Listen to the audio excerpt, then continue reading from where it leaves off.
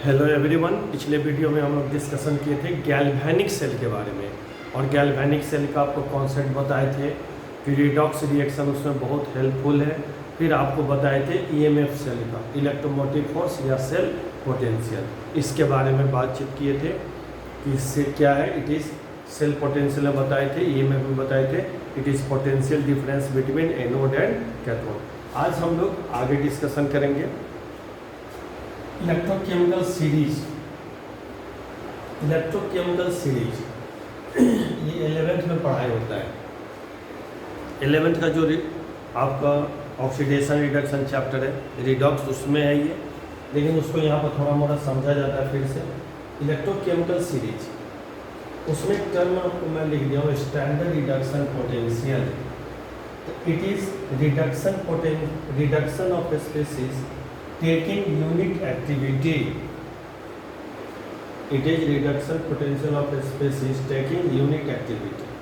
Unit activity पर जो आप लेते हैं उसी को कहते हैं taking hydrogen electrode as difference electrode. ध्यान रखिएगा, हाइड्रोजन को डिफरेंस लिया गया है इलेक्ट्रोकेमिकल सीरीज में। Whose standard reduction potential is taken 0 volt.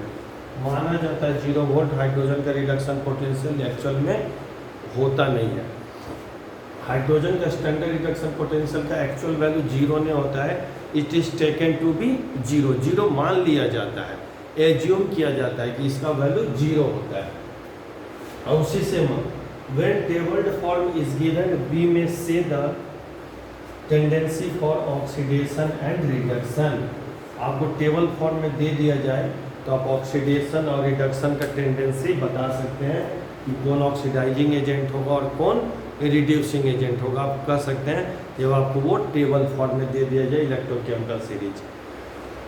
तो हाइड्रोजन का ये एक सवाल आ चुका है सभी एग्जामिनेशन में, नीट में, मेन में, सभी में आ चुका है कि हाइड्रोजन का स्टैंडर्ड रिडक्शन पोटेंशियल का वैल्यू 0 एक्चुअल में होता है कि ये मान लिया जाता है, एब्सोल्यूट होता है। ये टेकन टू बी है, तो टेकन टू बी है, एब्सोल्यूट नहीं है। एज्यूम किया गया कि हाइड्रोजन का स्टैंडर्ड इलेक्ट्रोड पोटेंशियल का वैल्यू 0 लेना है आपको। ए सीरीज ऑफ एलिमेंट्स अरेंज किया जाता है, और अभी बताएं किस बेसिस पर, रिडक्शन पोटेंशियल के बेसिस पर। अभी जो टर्म लिखे थे कि स्टैंडर्ड रिडक्शन पोटेंशियल हाइड्रोजन का 0 मान लिया जाता है।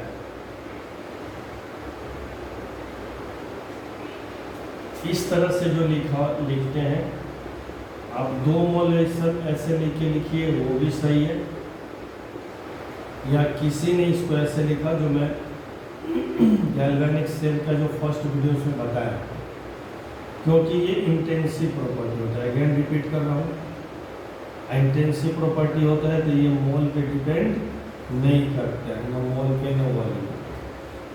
तो इसको क्या पढ़ेंगे, standard reduction potential of hydrogen.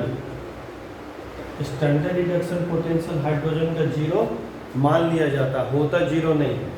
और इससे जिस सब का वैल्यू ज़्यादा ऊपर रख दिया जाता है, इससे जिसका वैल्यू कम है उसको नीचे रख दिया जाता है। एनसीईआरटी देखिएगा, सबसे ज़्यादा स्टैंडर्ड रिडक्शन पोटेंशियल का वैल्यू फ्लोरीन का होता है, F2 से F माइनस कर रहे हैं, इसका होता है 2.87 वोल्ट, और सबसे कम होता है लिथियम का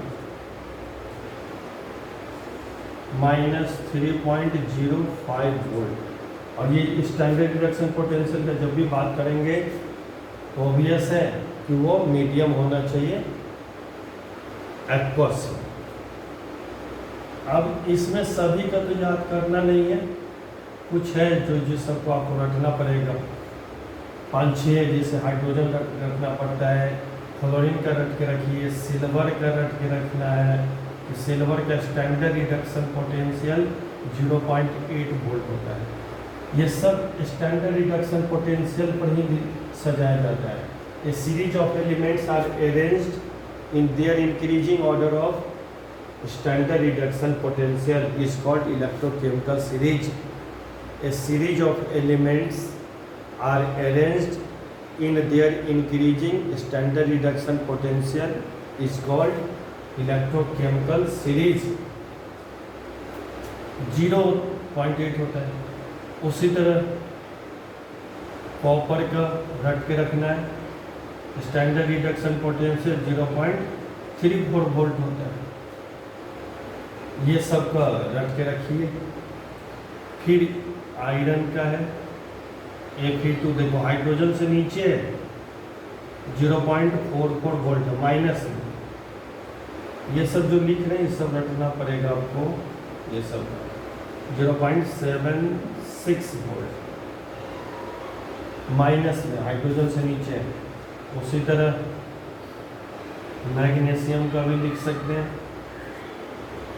-2.36 वोल्ट। सोडियम का भी लिख लेंगे। ये सभी रिडक्शन पोटेंशियल लिख रहे हैं -2.71। तो ये सब याद रखना पड़ेगा। सबसे ज़्यादा किसका, सबसे कम किसका, स्टैंडर्ड किसको माना गया है। All are reduction potential unit activity पर होता है।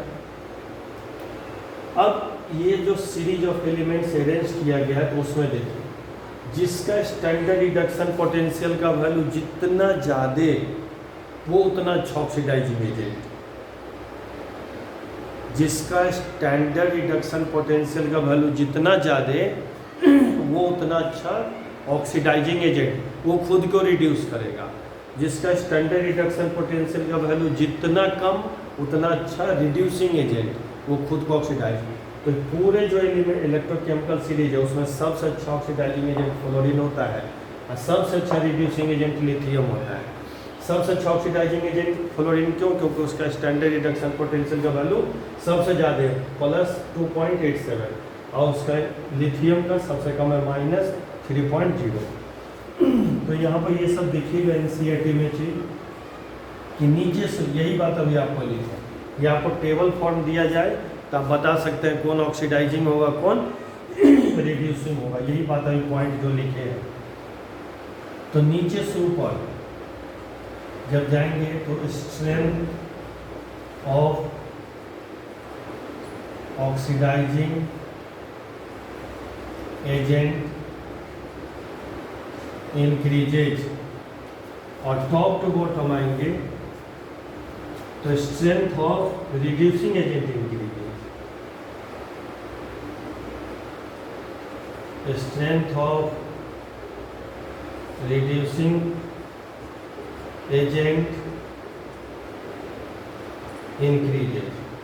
मतलब क्या हुआ, सबसे अच्छा रिड्यूसिंग एजेंट लिथियम और सबसे अच्छा ऑक्सीडाइजिंग एजेंट फ्लोरीन। जिस एलिमेंट का स्टैंडर्ड रिडक्शन पोटेंशियल का वैल्यू जितना ज़्यादा वो उतना अच्छा ऑक्सीडाइजिंग एजेंट और जिसका जितना कम उतना अच्छा रिड्यूसिंग एजेंट। ये बात आप रट के रखेंगे कि जिसका जितना ज़्यादा उतना अच्छा ऑक्सीडाइजिंग एजेंट। अब हमें 2 का दे दे इस तरह से रिएक्शन। जैसे मैं एक रिएक्शन से चल रहा हूँ, Zn का रिएक्शन मैं H2SO4 से करवाऊँ तो ये बनता है ZnSO4 + H2। अब मैं इसी का रिएक्शन अब H2 का रिएक्शन ZnO4 से करवाएंगे तो Zn + H2SO4। ये पहला ले लेते हैं, ये दूसरा, ये नहीं होगा, ये होगा। क्यों होगा? देखिए स्टैंडर्ड रिडक्शन पोटेंशियल Zn का इतना है, हाइड्रोजन का इतना है। किसका ज़्यादा है? हाइड्रोजन का, क्योंकि 0 है यहाँ -0.6 है, -0.76 -0.76। तो जिसका ज़्यादा रहेगा वो अपने आप को रिड्यूस करेगा और जिसका कम रहेगा अपने आप को ऑक्सीडाइज करेगा। Element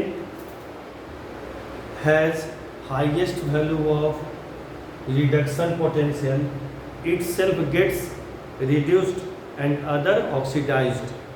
Element has lowest value of standard reduction potential, itself gets oxidized and other reduced. तो ये क्यों रिएक्शन हुआ? क्योंकि देखिए यहाँ 0 से +2 जा रहा है, ये +2 से 0 जा रहा है, मतलब इसका हो रहा है ऑक्सीडेशन और इसका हो रहा है रिडक्शन। हाइड्रोजन का रिडक्शन हो रहा है क्योंकि 2 से 0 जा रहा है। इसमें क्या है देखिए, इसी का ऑक्सीडेशन हो रहा है, इसी का रिडक्शन। जिसका ध्यान रखना है, इस पर बहुत सवाल मिलेगा आपको, बहुत बार पूछा हुआ है। कॉमन बोर्ड में ले लीजिए, नीट में ले लीजिए, मेन में ले लीजिए, एडवांस में ले लीजिए, किसी भी एग्जामिनेशन में इलेक्ट्रोकेमिकल सीरीज का ये एप्लीकेशन है। आपको 2 एलिमेंट दे देगा, अब बोलेगा बताओ इसमें कौन ऑक्सीडाइज होगा, कौन रिड्यूस होगा। ये बात आपको बताना पड़ेगा on the basis of reduction potential, on the basis of reduction potential बताना पड़ेगा। जैसे देखिए Zn है कॉपर +2, Zn+2 बना कॉपर, एक रिएक्शन। दूसरा ऐसे ही करते हैं, Zn+2 कॉपर, Zn और कॉपर +2, ये नहीं होगा, ये रिएक्शन है। देखिए किसका स्टैंडर्ड रिडक्शन पोटेंशियल का वैल्यू ज़्यादा है, ये सभी स्टैंडर्ड रिडक्शन पोटेंशियल दिया हुआ है। तो जिसका स्टैंडर्ड रिडक्शन पोटेंशियल का वैल्यू ज़्यादा होगा वो अपने आप को रिड्यूस करेगा, दूसरे को ऑक्सीडाइज। जिसका स्टैंडर्ड रिडक्शन पोटेंशियल का वैल्यू ज़्यादा होगा अपने आप को रिड्यूस करेगा, दूसरे को ऑक्सीडाइज। तो इसमें इसका ऑक्सीडेशन नंबर यहाँ 0 है और यहाँ 2 है, तो 0 से कहाँ जा रहा है 2, मतलब ऑक्सीडेशन। ये 2 से कहाँ जा रहा है 0, मतलब रिडक्शन। तो ये होगा, ये नहीं होगा क्योंकि उसका रिवर्स है। इसमें देखिए यहाँ से यहाँ जा रहा है तो क्या हो रहा है रिडक्शन, और ये यहाँ से यहाँ जा रहा है तो क्या हो रहा है ऑक्सीडेशन। तो ये नहीं होगा क्योंकि स्टैंडर्ड रिडक्शन पोटेंशियल कॉपर का ज़्यादा है, इसलिए कॉपर रिड्यूस करेगा और Zn को ऑक्सीडाइज करेगा। तो 3-4 एलिमेंट इकट्ठे दे देता है। NCERT में भी देखिएगा इस तरह का सवाल हो रहेगा। अब बोलेगा कि बताओ किसका ऑक्सीडेशन होगा, किसका रिडक्शन होगा। इस तरह के सवाल आपको बहुत मिलेगा। तो क्या ध्यान रखना है कि जिस element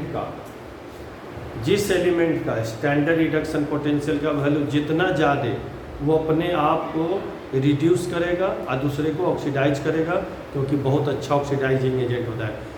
greater the value of standard reduction potential comma greater the oxidising strength, greater the value of standard reduction potential comma greater the oxidising strength, जितना ज़्यादा स्टैंडर्ड रिडक्शन का पोटेंशियल है का वैल्यू होगा उतना अच्छा ऑक्सीडाइजिंग एजेंट होगा वो, जितना ज़्यादा आप। और जिसका जितना कम, element has lowest value of standard reduction potential itself gets oxidized and other reduced। तो इस सभी में लिथियम को रख दीजिएगा तो लिथियम अपने आप को ऑक्सीडाइज कर लेगा, सबको रिड्यूस करेगा। इस पूरे सीरीज में सबसे अच्छा लिथियम कौन सा एजेंट, रिड्यूसिंग एजेंट। इसमें सबसे अच्छा फ्लोरीन ऑक्सीडाइजिंग एजेंट। क्यों? क्योंकि फ्लोरीन का सबसे ज़्यादा है और लिथियम का सबसे कम।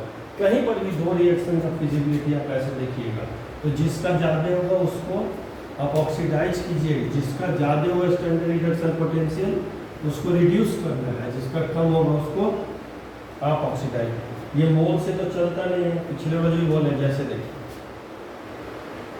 Fe2+ और 2 Ag देते हैं, Fe+2Ag+, पहला रिएक्शन। और दूसरा रिएक्शन है Fe2Ag+ gives Fe+2 और 2Ag। इसमें ये नहीं होगा, ये होगा। क्यों? स्टैंडर्ड रिडक्शन पोटेंशियल देखिए, फ्लोरीन आयरन का +2 से 0 में जा रहा है -0.44। इसका देखिए 0.8, ज़्यादा तो इस पर क्या हो रहा है ऑक्सीडेशन होगा,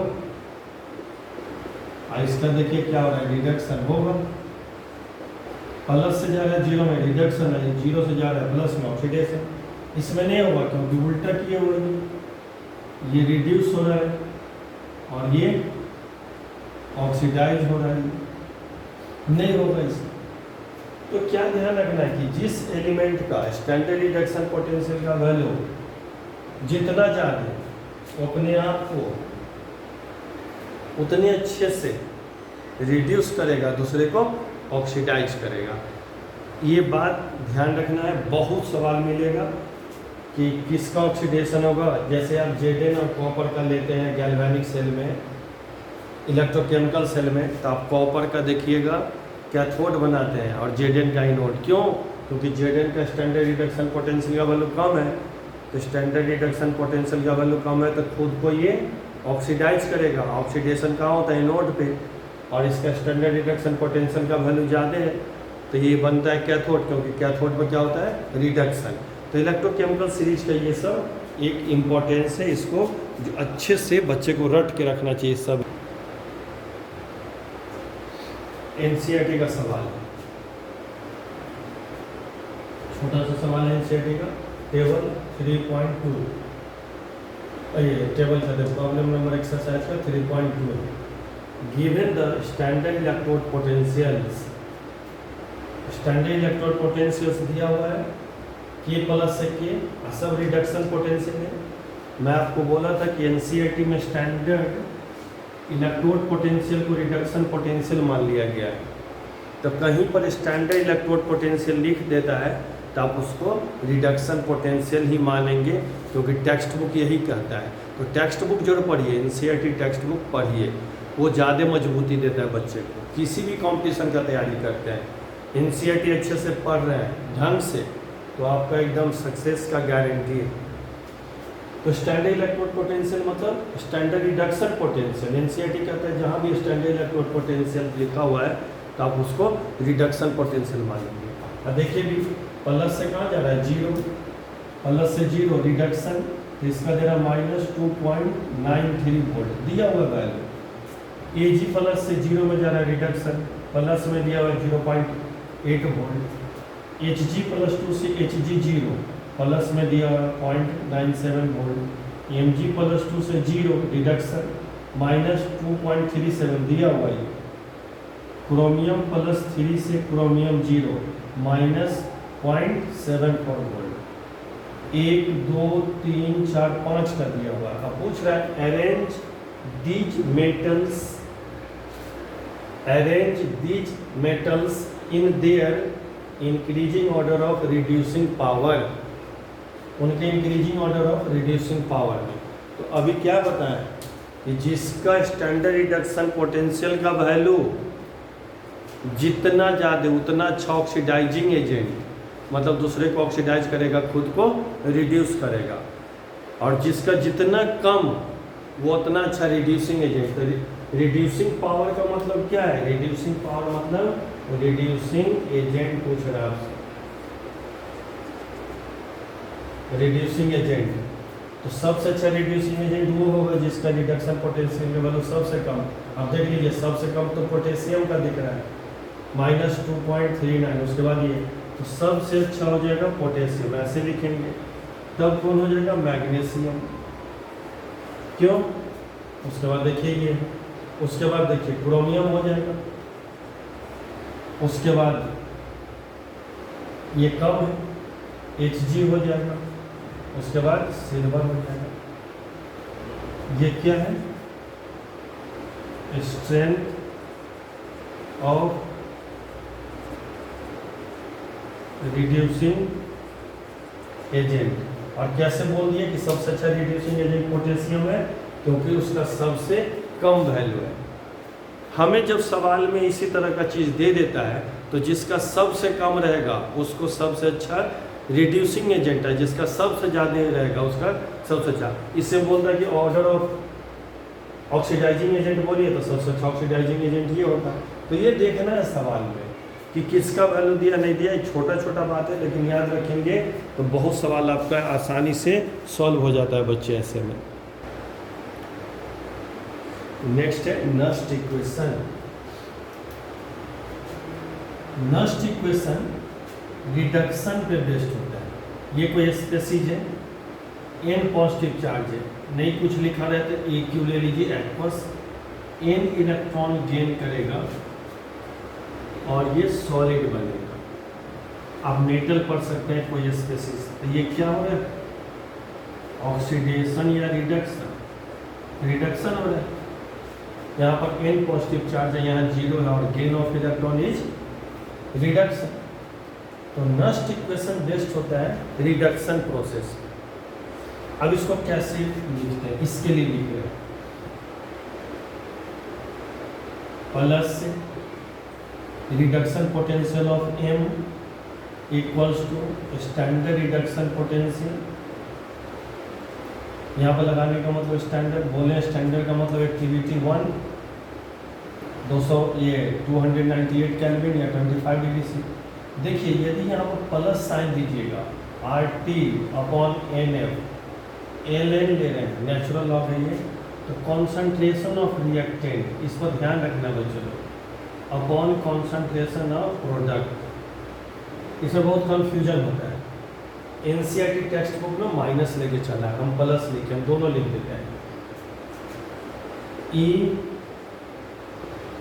इसमें बहुत बच्चे कंफ्यूज करते हैं, इसीलिए मैं दोनों लिख दे रहा हूँ कि प्लस कब होता है माइनस कब। देखिए यहाँ प्लस है, माइनस, ये पूरा माइनस कर रहे हैं, RT अपॉन NF LN, अब हो जाएगा concentration of product upon concentration of reactant.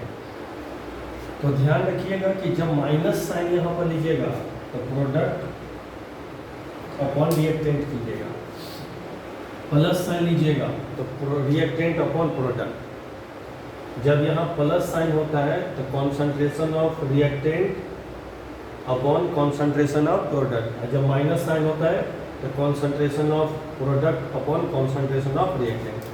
अब आप लोग इक्विलिब्रियम में पढ़े हैं कि सॉलिड का एक्टिविटी 1 होता है, 1 इक्विलिब्रियम पर है, इसलिए क्योंकि सॉलिड का वॉल्यूम एक्सपेंशन निग्लिजिबल होता है। सॉलिड का वॉल्यूम एक्सपेंशन निग्लिजिबल होता है, इसलिए सॉलिड कहीं पर भी मिले उसका एक्टिविटी 1 लेंगे। जैसे कॉपर कहीं पर सॉलिड लिखा हुआ है तो एक्टिविटी 1, Zn कहीं पर सॉलिड लिखा हुआ है एक्टिविटी 1, कोई भी आयरन कहीं पर सॉलिड है तो एक्टिविटी 1 लेना है। तो दोनों में से जो आप करिए, जैसे ये वाला लेके चलिए, मैं यही लेके चल रहा हूँ, तो इसको यदि इस तरह से किया जाए, यहाँ पर मैं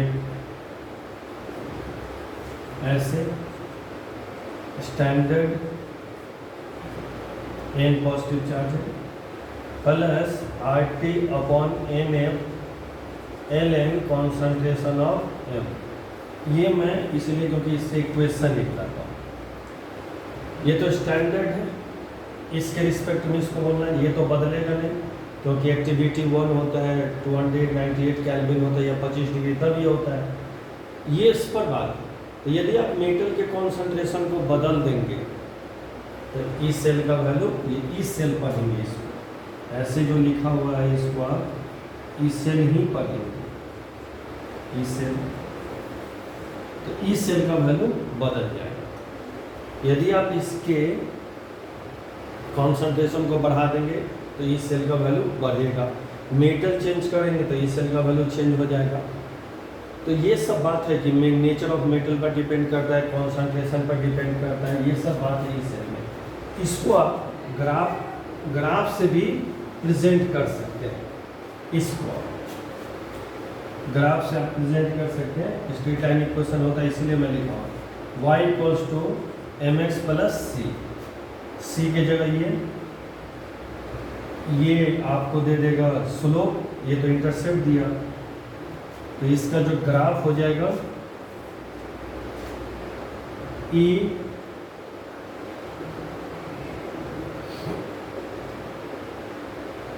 वर्सेस Ln कॉन्सेंट्रेशन,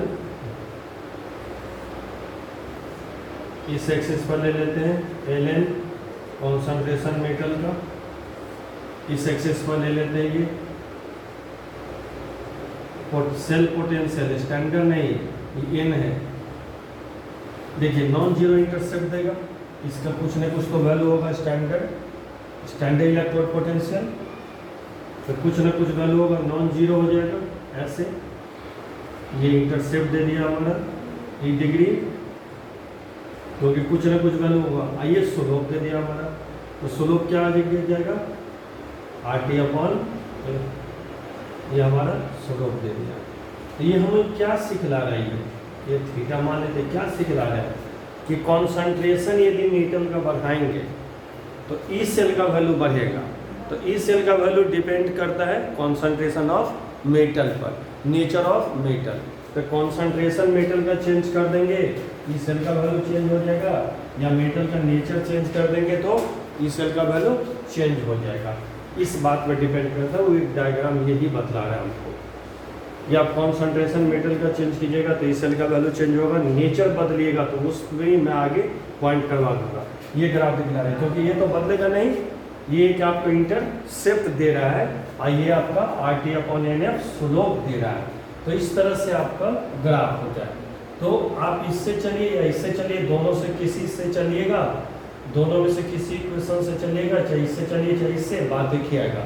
ध्यान क्या रखना है कि concentration of reactant upon concentration of product लिखेंगे तो यहाँ पॉजिटिव साइन देना है, और concentration of product upon concentration of reactant लिखेंगे तो minus sign. No confusion, NCERT में माइनस लेके चला है, तो एनसीईआरटी में जो माइनस लेके चला है तो इसको ऐसे भी लिख देगा वो, सॉलिड का एक्टिविटी 1 कर देगा, सॉलिड का एक्टिविटी 1 यदि कर देगा तो इस तरह से इक्वेशन हो जाएगा। ये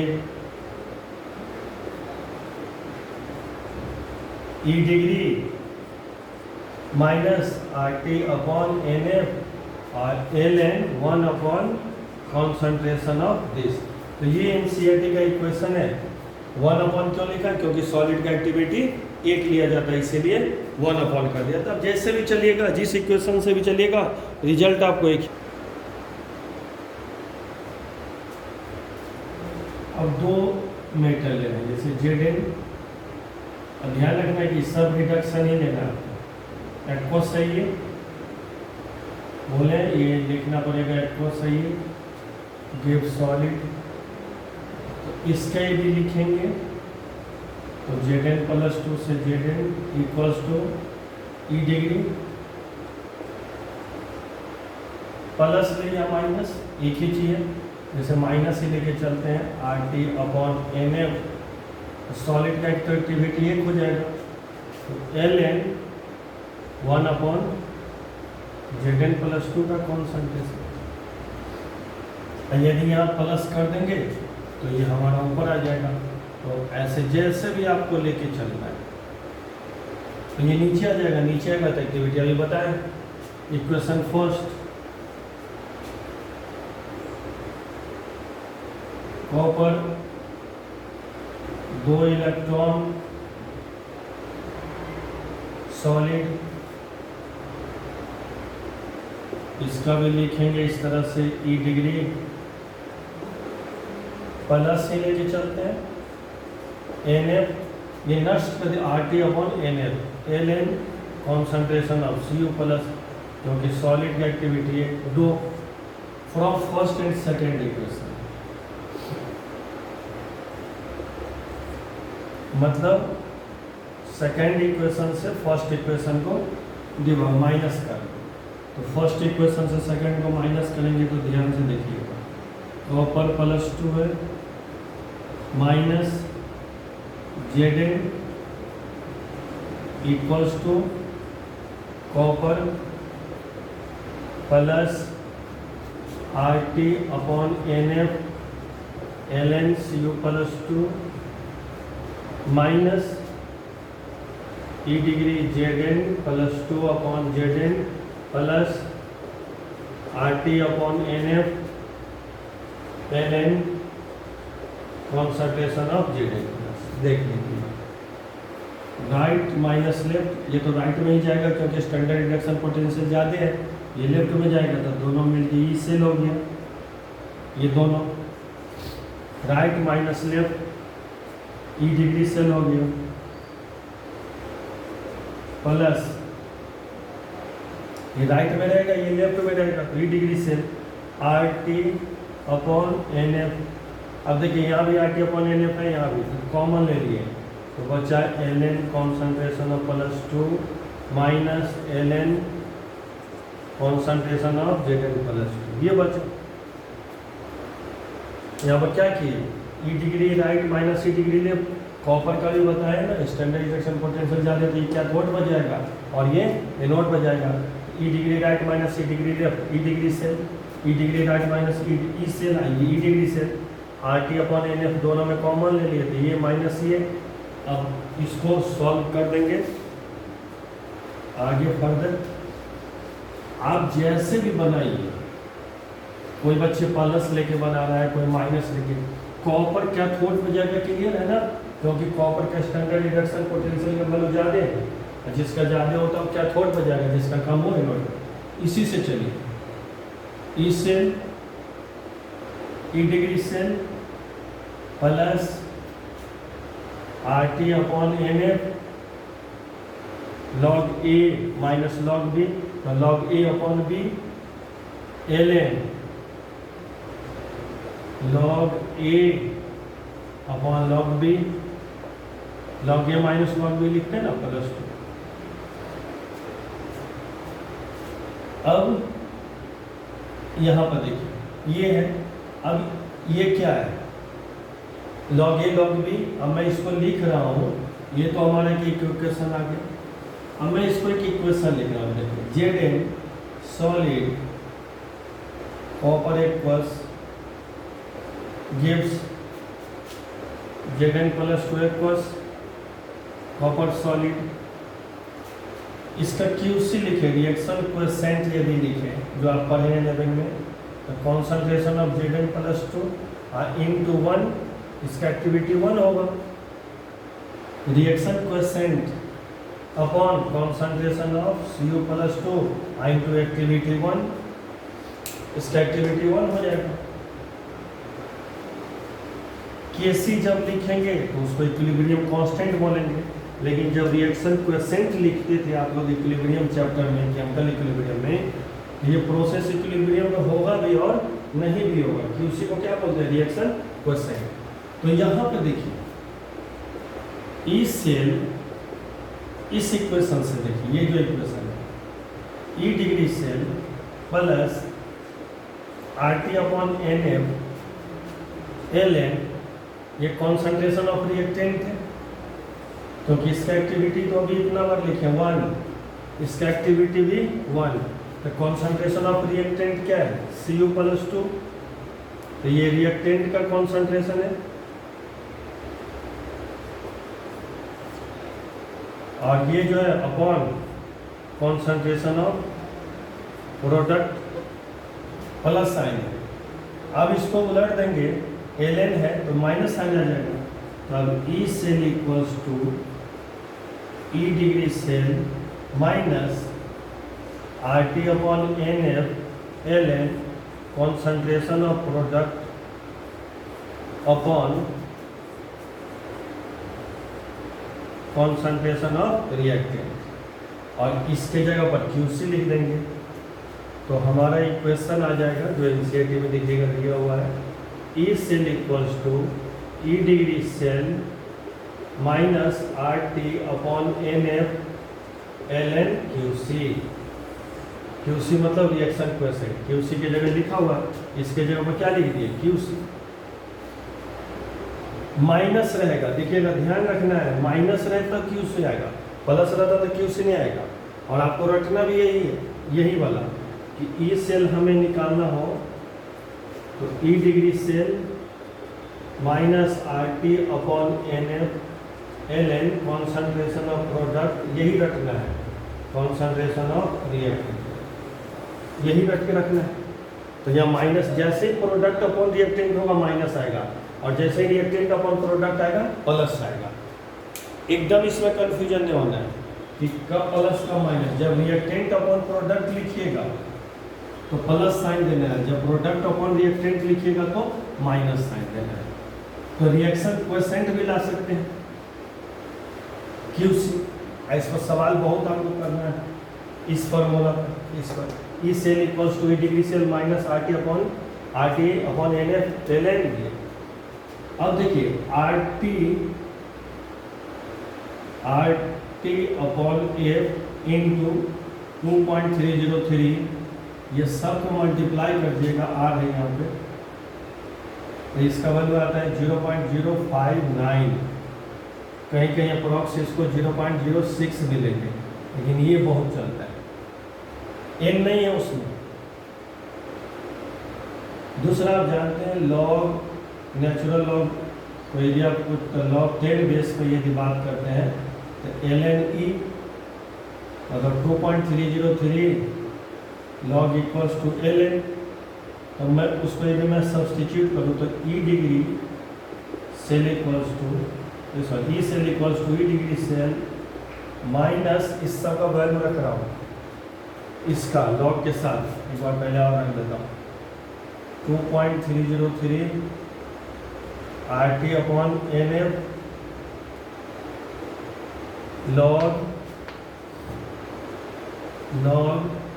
concentration of product upon concentration of reactant, लिख सकते हैं।